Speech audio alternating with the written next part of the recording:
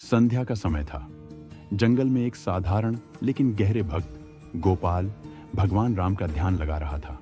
उसकी आंखों से भक्ति के आंसू बह रहे थे और वह तल्लीन होकर बार बार जय श्री राम का जाप कर रहा था। आसमान में अंधेरा घिरने लगा, पक्षियों की आवाजें थम गईं और हवा में अजीब सी सिहरन फैलने लगी। अचानक पास के पेड़ों के बीच से एक भयानक प्रेत प्रकट हुआ। उसकी लाल जलती हुई आंखें और काले धुएं जैसा शरीर भयावह लग रहा था। प्रेत ने अट्टहास किया और धीरे धीरे गोपाल की ओर बढ़ने लगा। गोपाल की साधना टूट गई। उसने जैसे ही प्रेत को देखा, उसका दिल तेजी से धड़कने लगा।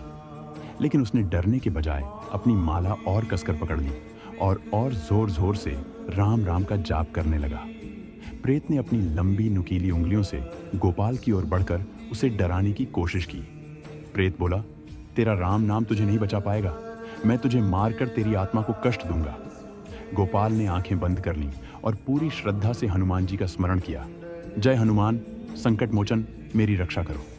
जैसे ही गोपाल ने पुकार लगाई, एक जोरदार आंधी चली, पेड़ लगे और आसमान में बिजली चमकने लगी।